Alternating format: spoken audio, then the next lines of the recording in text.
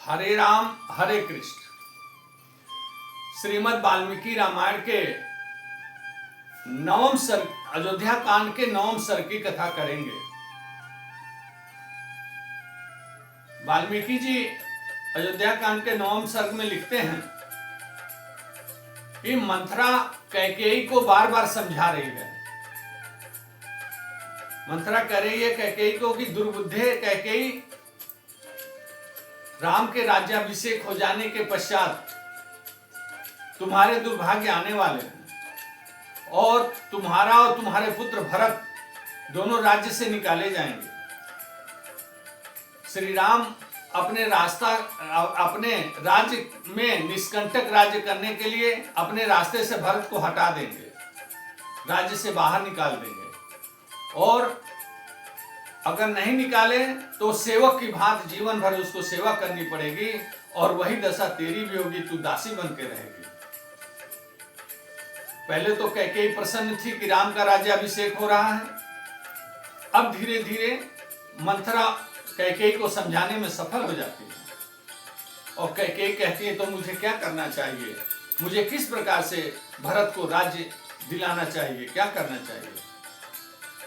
तो मंथरा कहती है कि कैकेयी, मैं एक वृत्तांत तुमको सुनाती हूं जो तुमने ही मुझे सुनाया था, वह उपाय तेरे काम आएगा। कैकेयी कहती है सुनाओ। तो मंथरा कहती है कि एक बार की बात है कि देवासुर संग्राम हो रहा था और उस देवासुर संग्राम में महाराज दशरथ तुमको लेकर के और दंडकारण्य वन में वैजयंत नगर नाम का एक स्थान था जहां पे सोमवर नाम के महान असुर का साम्राज्य हुआ करता था और उसने देवराज इंद्र से युद्ध ठान लिया था। उस युद्ध में देवराज इंद्र के बुलाने पर महाराज दशरथ गए थे और तुमको लेकर गए थे। वहां राक्षसों से युद्ध करते करते महाराज दशरथ एक स्थान पर अचेत हो गए थे। तो उस अचेतावस्था में तुमने उनको लेकर के और वहां से सुरक्षित स्थान दूसरे स्थान पर ले गए थे और तत्पश्चात दूसरे स्थान पर भी राक्षसों ने जब आक्रमण कर दिया तो तुम तीसरे स्थान पर ले गई थी जहां उनके प्राणों की रक्षा की थी और उनकी सेवा शुश्रूषा करके उनकी घायल अवस्था से स्वस्थ किया था तुमने। तो उस समय महाराज दशरथ ने प्रसन्न होकर के तुमसे कहा था कि रानी तुम 2 वर मांग लो, मैं बहुत ही प्रसन्न हूं, तुम्हें कोई भी 2 वर देना चाहता हूं। तो तुमने कहा था कि हे प्राणनाथ, अभी आप स्वस्थ होइए और स्वस्थ होने के पश्चात जब समय आएगा तो मैं वो दोनों वर मांग लूंगी। कैकेयी, ये वृतांत तो तुमने ही मुझे सुनाया था और आज वह अवसर आ गया है कि तुम इन दोनों वर को मांग लो। एक वर से तुम अपने भरत के लिए, अपने पुत्र के लिए राज्याभिषेक मांगो और दूसरे वर से तुम राम को वनवास मांगो और राम का लंबे काल तक का वनवास मांगो ताकि भरत जब अपने राज्य को सुदृढ़ कर लें, अपनी सेना को की शक्ति को, बल को बढ़ा लें तो राम वन में से लौटे तो उनका कुछ बिगाड़ न सके। इस प्रकार तुम कम से कम 14 वर्ष का वनवास मांगो। कैकेयी उसकी बातों से प्रसन्न हो जाती हैं और कहती हैं कि मैं निश्चित रूप से ऐसे ही करूंगी और इतना प्रसन्न होती हैं कि मंथरा के सुंदरता का वर्णन करने लगती हैं और मंथरा की सुंदरता को बता बता करके मंथरा को प्रसन्न कर रही हैं। उसने मंथरा को कहती हैं कि हे मंथरा, तेरा केवल कुंवर ही है जो तेरे शरीर के रूप को बिगाड़ता है, अन्यथा तू बहुत ही सुंदर है। और उसके एक एक अंगों का वर्णन करते हुए कहती हैं कि तू तो स्वर्ग की अप्सरा के समान, जब मेरे साथ तू चलती है तो स्वर्ग के अप्सरा के समान लगती है और तेरे एक एक अंग जो है बहुत ही सुंदर है। और मंथरे, तू यह मान के चल कि अगर भरत को राज्य मिल गया, भरत राजा हो गए तो मैं सोने का हार बनवा करके तेरे इस कुबड़ पे पहनाऊंगी और इस कुबड़ पे चंदन का लेप लगाऊंगी, क्योंकि यह जो कुबड़ है तो तेरे बुद्धि का खजाना है तेरी बुद्धि और तेरी मति और तेरे मायावी सारे जो ज्ञान है इसी में बसते हैं। और तेरे यह ज्ञान तो इतने अद्भुत हैं कि स्वयंवर नाम का असुर भी जो मायावी था उससे ज्यादा मायावी तू है, और तेरी सारी माया इसी में बसती है। इसलिए मैं तेरे इस कुंवर पे सोने का हार पहनाऊंगी और चंदन का लेप लगवाऊंगी। और इतना ही नहीं, अगर मेरा भरत राजा हो गया तो मैं तुझे इतनी दासियां प्रदान करूंगी कि जिस प्रकार तू मेरी सेवा करती है तब तेरी कुबड़ी दासियां सेवा करेंगी, और सारी कुबड़ी दासियों की तू रानी हो।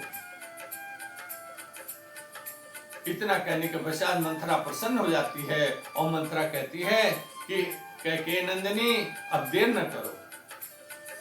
अगर नदी में से पानी बह जाने के बाद बाधा जाए तो उसका कोई फायदा नहीं होता है, उससे कोई लाभ नहीं होता है।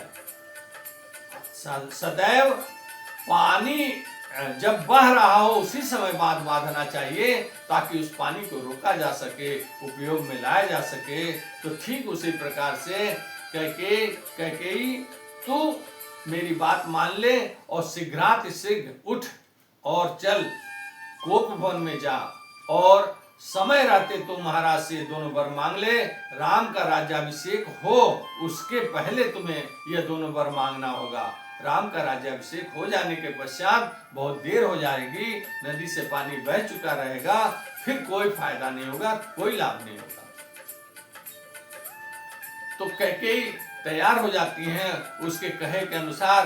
तो पूछती हैं कि मुझे क्या करना चाहिए। तो कहती है कि कैकेयी नंदिनी तुझे शीघ्र मैले कुचैले वस्त्र पहन करके कोप भवन में लेट जाना चाहिए, और जब तक महाराज आवे तब तक तुम महाराज से तब तक बात न करना। महाराज से एकदम पक्का कर लेना कि जब वो दोनों वरदान तुम्हें दे दें तभी उनसे बात करना, अन्यथा तुम भूम पे लौटते रहना। और उनको मैं जानती हूँ कि महाराज तुम महाराज की बहुत प्रिय हो, और महाराज तुम्हारी बात की अवहेलना नहीं करेंगे। तुम जो वर मांगोगी वो तुम्हें देंगे, तुम इसमें सफल होगी। इतना कहने पे कैकेयी तैयार हो जाती हैं और शीघ्र मंथरा को लेकर के कोप भवन की तरफ बहुत तेजी से आगे को बढ़ती हैं, और कोप भवन में जाकर के वो अपने मणि और रत्नों के जड़े हुए आभूषण सारे उतार करके तेजी से भूमि पर फेंकने लगती हैं। और वहां पर वह सारे अपने उसको आभूषणों को उतारने के पश्चात मैले कुचैले वस्त्र पहन करके वह भूमि पर लौट जाती हैं। अब मंथरा फिर एक बार पक्का करती है, उनको तौलती है कैकेयी को कि कहीं कैकेयी को समझाती है, कहती है कि महाराज के आने से और महाराज के तमाम प्रकार के प्रलोभन देने से तुम विचलित न हो जाना। महाराज तुम्हें तमाम प्रकार के रत्न देंगे, मणि देंगे, माणिक देंगे, धन देंगे, धान्य देंगे, लेकिन कैकेयी तू विचलित न होना। तू कहना कि मुझे और कुछ नहीं चाहिए, मुझे यही दो चीज चाहिए, जो भरत का राज्याभिषेक मांगना और राम का 14 वर्षों का वनवास मांगना। मैं तुझे फिर से हिदायत देती हूँ, फिर से तुमको मैं समझाती हूँ कि विचलित महाराज के अन्य प्रलोभनों से तुम विचलित न होना। अब कैकेयी मंथरा को आश्वस्त करती हैं। भूमि पर लेटे लेटे वह अपने हृदय पर हाथ रख के कहते हैं कि मंथरा तू विश्वास कर, अब मैं जरा भी विचलित होने वाली नहीं हूँ। मैं महाराज के माणिक और रत्नों से मैं विचलित होने वाली नहीं हूँ। किसी भी प्रकार के धन दान भोजन पदार्थों से मैं विचलित होने वाली नहीं हूँ। मुझे मेरे भरत को राज्याभिषेक चाहिए, और अगर नहीं मिला तो मैं यहीं पर अन्न जल त्याग करके अपने जीवन का त्याग कर दूंगी, और देखना तुम ही जाकर के महाराज से मेरे मृत्यु का समाचार बताओगी। अन्यथा मुझे किसी भी दशा में महाराज से चाहिए तो मेरे पुत्र का राज्याभिषेक चाहिए और राम का वनवास चाहिए। इसके अलावा मैं किसी अन्य शर्तों को मानने वाली नहीं हूँ। इतना कह करके मंथरा को कैकेयी आश्वस्त करके और भूमि पर लौट जाती हैं, और लौटने के पश्चात वह जब मंथरा निश्चिंत हो जाती है तब उस कक्ष से बाहर को निकलती है। 9वें सर्ग में कथा इतना ही। अगली कथा हम 10वें सर्ग की